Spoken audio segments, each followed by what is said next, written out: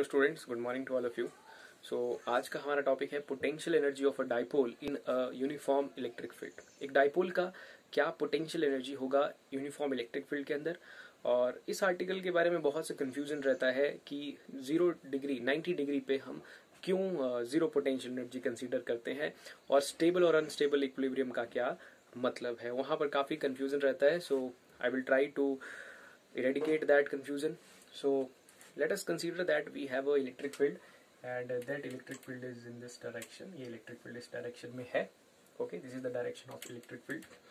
और मैं यहाँ कंसीडर कर रहा हूँ कि मैंने एक डाइपोल लिया है। डाइपोल आप जानते हैं -q to q and it is an angle theta with the electric field. Okay, ये थीटा एंगल बना रहा है इलेक्ट्रिक फील्ड के साथ। डाइपोल की डायरेक्शन -q से +q and this is the direction of electric field. It is making an angle theta with that electric field. Okay, so हम जानते हैं कि जब भी हमारा एक डाइपोल एक यूनिफॉर्म इलेक्ट्रिक फील्ड में आता है तो वहां पर लगता है टॉर्क एंड उस टॉर्क का एक्सप्रेशन रहता है PE sin theta and theta is the angle between the dipole and the electric field. तो ये टॉर्क जो है हमारे डाइपोल के ऊपर यहाँ पर लग जाता है। ओके, सो अगर मान लीजिए अब हम निकालने चाहते हैं एक्सप्रेशन पोटेंशियल एनर्जी के लिए। मान लीजिए हमें इसे मूव करवाना है थीटा एंगल से, डिस्प्लेस करवाना है किसी थीटा या थीटा डैश एंगल से, तो हमें कुछ काम करना पड़ेगा। जैसे कि यहाँ पर इस पॉजिटिव चार्ज पे इलेक्ट्रिकल फोर्स F = QE कुछ ऐसे लग रहा है। पॉजिटिव चार्ज पे फोर्स फील्ड की ही डायरेक्शन में लगता है और नेगेटिव चार्ज पे फोर्स उससे उल्टी डायरेक्शन में लग जाएगा। ओके, तो ये बेसिकली से ऐसे कुछ लाना चाहता है। So I think this is the clockwise direction. ये इसे क्लॉकवाइज डायरेक्शन में जो है वो रोटेट करवाना चाहता है। ये जो टॉर्क है ये इसे क्लॉकवाइज डायरेक्शन में रोटेट करवाना चाहता है। तो मान लीजिए मुझे इसे उल्टी डायरेक्शन में से कुछ डिस्प्लेसमेंट देना है, कुछ थोड़ा सा डिस्प्लेसमेंट देना है, तो मुझे कुछ काम करना पड़ेगा। मुझे इसके ऊपर लगने वाले टॉर्क के अगेंस्ट में कुछ काम करना पड़ेगा। और second important thing is that if I want to displace it without any acceleration, तो मैं उतना ही टॉर्क अपोजिट डायरेक्शन में अप्लाई करूंगा। ओके, उतना ही टॉर्क अपोजिट डायरेक्शन में अप्लाई करूंगा। लेकिन टॉर्क जो है थीटा पे डिपेंड करता है। आप इसे रोटेट करेंगे, थीटा बदलेगा तो टॉर्क बदल जाएगा। सो टॉर्क यहाँ पर एक वेरिंग फोर्स है। टॉर्क यहाँ पर एक कांस्टेंट फोर्स नहीं है। तो मैं simple force work is equal to force into displacement का फॉर्मूला नहीं लगा सकता। ओके, लेकिन अभी इनिशियली आई कंसीडर दैट कि मैंने इसे मान लीजिए थोड़ा सा डिस्प्लेसमेंट दिया है डी थीटा एंगल का। मान लीजिए मैंने इसे थोड़ा सा डिस्प्लेसमेंट दिया है by an angle D theta by applying some external torque. जो अभी इसके ऊपर जितना लग रहा था उतना ही एक्सटर्नली मैंने लगा दिया। अब ये डिस्प्लेसमेंट बहुत छोटा सा है। So due to that reason I consider that कि थोड़े से डिस्प्लेसमेंट के लिए टॉर्क ऑलमोस्ट कांस्टेंट रहा होगा। तो मैं इसके लिए वर्क एक्सप्रेशन लिख लेता हूँ कि मैंने कितना वर्क किया है। थोड़ा सा डिस्प्लेस किया है तो वर्क भी थोड़ा ही किया होगा। सो DW = torque EXT external into D theta. This is the expression for the small work. और इसमें और सिंप्लीफाई करूंगा, ये आएगा PE sin theta D theta. ये काम आपने किया है अपने डाइपोल के ऊपर, उसे डी थीटा एंगल से डिस्प्लेस करवाने के लिए। लेकिन हम चाहते हैं कि हम उसे एक और कहीं और आगे लेके जाएं और उसे एक नई थीटा दे, नई ओरिएंटेशन दे। सो लेट अस कंसीडर कि इनिशियली मेरा डाइपोल थीटा आई एंगल पे था। थीटा इनिशियल जिसे मैं मानता हूँ इलेक्ट्रिक फील्ड के साथ। अब मैंने उसके ऊपर एक्सटर्नल कुछ टॉर्क लगाया और उसे डिस्प्लेस करवाया और अभी जो उसका एंगल बन रहा है वो थीटा एफ है। तो थीटा आई से मैं थीटा एफ तक उसे डिस्प्लेस करवाना चाहता हूँ। तो इसके लिए मुझे टोटल वर्क निकालना होगा। तो अब ये जो टॉर्क है ये वेरिंग है और तो मैं इस एक्सप्रेशन का यूज नहीं कर सकता हूँ। I have to use the integration here. तो मैं इसे इंटीग्रेट करूंगा इस एक्सप्रेशन को एंड ये भी राइट साइड पे इंटीग्रेट होगी with proper limits. So now I am going to integrate that and after that we will directly get the expression for the potential energy of a dipole. So ये कुछ हमारे पास ऐसा expression बन जाएगा। Work का integration like DW का W and PE को मैं बाहर लिख दूंगा। साइन थीटा डी थीटा का आ जाएगा minus cos theta and my limits are like theta I से थीटा एफ। ये मेरी लिमिट्स आ जाएंगी इंटीग्रेशन की, initial and final point. So work आ रहा है -PE cos theta f minus cos theta आई।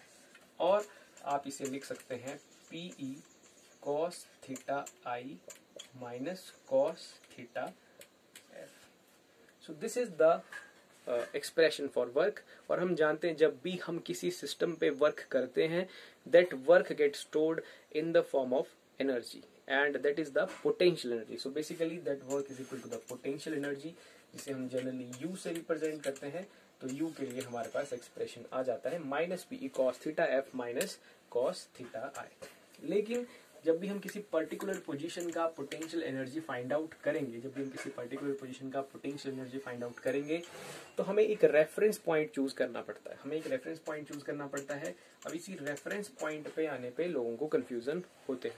जैसे कि फॉर एग्जांपल, बहुत सिंपल एग्जांपल ले रहा हूँ, आप अर्थ पे हैं तो आपका पोटेंशियल एनर्जी 0 है, आपको h हाइट से किसी ने रेज कर दिया तो आपका पोटेंशियल एनर्जी हो गया mgh। ओके, तो हम कहेंगे कि इस पोजीशन का पोटेंशियल एनर्जी है mgh।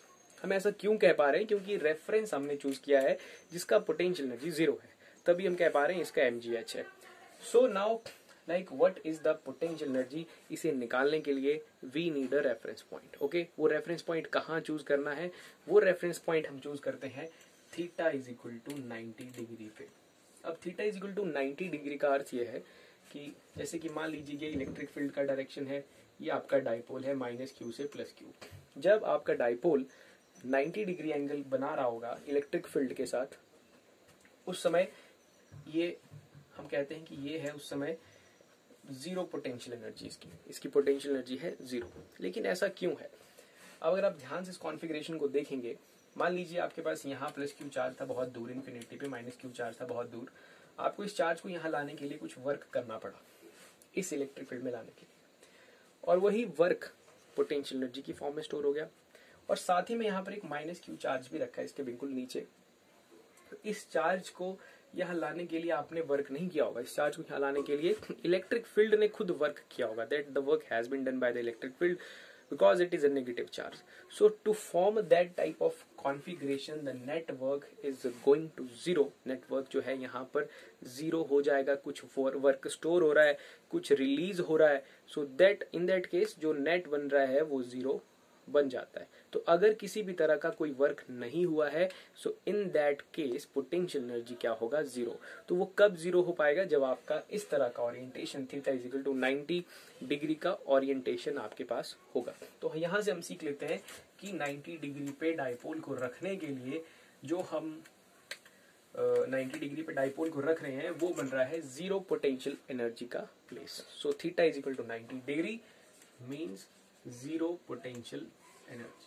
ओके, बाकी बहुत से केसेस में we can choose arbitrary point, like किसी पॉइंट पे हम पोटेंशियल एनर्जी को रेफरेंस 0 मान के कंसीडर करते हैं और बाकी जगहों पे निकालते हैं। But the general concept is that if you do some work on that system, definitely it will store some energy and that energy is called as the potential energy of that body at that point. Okay, तो यहाँ पर theta is equal to 90 degree पे we have 0 potential energy. Now we put this expression to get the final expression for potential energy. तो यह आ जाएगा minus PE। अब मान लीजिए पहले आपका डाइपोल 90 डिग्री पे है फील्ड के साथ, अब आप उसे किसी थीटा एंगल पे ले जाना चाहते हैं। तो इस एक्सप्रेशन में जो थीटा F है वो हो जाएगा cos theta minus cos 90। cos 90 होता है 0, तो यह आ जाएगा माइनस PE cos थीटा। इसे मैं लिख सकता हूँ P डॉट E का dot product. Okay, so this is my potential energy, or this is the potential energy of a dipole in an electric field, that is uniform electric field। तो uniform electric field में हमारे पास सीधा सीधा expression आ रहा है potential energy का minus P vector dot E vector. This is the expression for potential energy, और minus PE cos theta. तो कोई भी एंगल आपके पास दिया हो, आप इस फॉर्मूले का यूज करके पोटेंशियल एनर्जी फाइंड आउट कर सकते हैं डाइपोल की किसी ओरिएंटेशन पे। Okay, and this negative sign is like जब भी हम किसी सिस्टम पे काम करते हैं तो एनर्जी स्टोर होती है। सो हमारा मोटिव क्या है कि we do some work, energy get stored. हमारा मोटिव होता है पोटेंशियल एनर्जी को इंक्रीज करने का। हम कुछ काम कर रहे हैं पोटेंशियल एनर्जी इंक्रीज करने के लिए, वो इंक्रीज हो रही है। लेकिन जैसे मान लीजिए यहाँ हमने कुछ काम किया था उस टॉर्क के अगेंस्ट में, जो टॉर्क इलेक्ट्रिक फील्ड का था, उस टॉर्क का क्या रोल है यहाँ पर? वो टॉर्क जो है हमेशा डाइपोल को इलेक्ट्रिक फील्ड की डायरेक्शन में लाना चाहता है, वो इलेक्ट्रिक फील्ड की डायरेक्शन में लाना चाहता है। ओके, आप उसे दूर ले जाना चाहते हैं। आप जब उसे इलेक्ट्रिक फील्ड की डायरेक्शन से कुछ डिस्प्लेस कर रहे थे थीटा एंगल पे एक्सटर्नल टॉर्क लगा के, तो आप पोटेंशियल एनर्जी बढ़ा रहे थे। लेकिन जो वहाँ खुद जो इलेक्ट्रिक फील्ड वहाँ है, उसकी टेंडेंसी है वहाँ पर फील्ड के पोटेंशियल, वहाँ उस डाइपोल की पोटेंशियल एनर्जी को मिनिमाइज करने की। अगर ऐसा कुछ केस होता है, वहाँ पर ये नेगेटिव साइन आता है। Okay, so this negative sign indicates that you are doing some work to increase the potential energy, but the system itself has the tendency to decrease the potential energy or to minimize the potential energy. So that negative sign is representing. That means you are doing some work against the force of the field there. आप field की force के against काम कर रहे हैं, ये negative sign उसका एक indication है. So that is the u is equal to minus pe cos theta. Second important thing आती है यहाँ पर stable and unstable equilibrium position. So stable equilibrium position क्या है? स्टेबल इक्विलिब्रियम पोजीशन है जो कि आता है theta is equal to 0 degree पे, ये आता है स्टेबल, और ये आता है अनस्टेबल। अनस्टेबल आएगा theta is equal to 180 degree. 0 degree का मतलब क्या है कि आपका डाइपोल इलेक्ट्रिक फील्ड की डायरेक्शन में ही अलाइंड है। अगर आपका डाइपोल इलेक्ट्रिक फील्ड की डायरेक्शन में ही अलाइन है, उस केस में कहा जाता है कि जो इक्विलिब्रियम है वहां पर वो है स्टेबल इक्विलिब्रियम, और वो तब होगा जब थीटा का वैल्यू 0 डिग्री होगा। स्टेबल इक्विलिब्रियम से हमारा मतलब क्या है? अगर मान लीजिए एक डाइपोल इलेक्ट्रिक फील्ड की डायरेक्शन में अलाइंड है, उसके ऊपर टॉर्क लगा था और उस टॉर्क ने उसे अलाइन कर दिया फील्ड की डायरेक्शन में। ओके, अभी तो टॉर्क 0 है, लेकिन इसके ऊपर कुछ टॉर्क लगा, एंड टॉर्क की टेंडेंसी होती है डाइपोल को फील्ड की डायरेक्शन में अलाइन करने की। तो ये अभी फील्ड की डायरेक्शन में अलाइन है।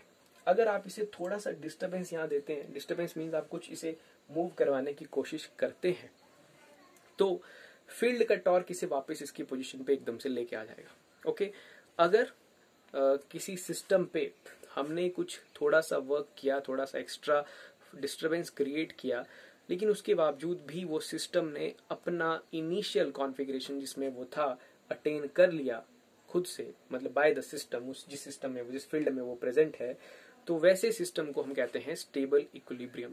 तो स्टेबल इक्विलिब्रियम जहां होता है वहां पर कुछ डिस्टरबेंस देने पर भी सिस्टम वापस अपनी कॉन्फ़िगरेशन अटेन कर लेता है। That are known as the stable equilibrium position. Stable equilibrium positions पे potential energy is minimum, potential energy is minimum. तो वो पोजीशन आती है जब थीटा होता है 0 डिग्री के बराबर। ओके, सो आपका एक्सप्रेशन आएगा minus PE cos theta, theta is 0, cos 0 is 1, minus PE is the potential energy. So यहाँ मिनिमम पोटेंशियल एनर्जी आपके पास है। सेकेंड सिचुएशन है अनस्टेबल इक्विलिब्रियम का। अनस्टेबल इक्विलिब्रियम का मतलब यहाँ 180 से मतलब कि आपका डाइपोल एंटी पैरेलल है इलेक्ट्रिक फील्ड के साथ, आपका डाइपोल एंटी पैरेलल है इलेक्ट्रिक फील्ड के साथ।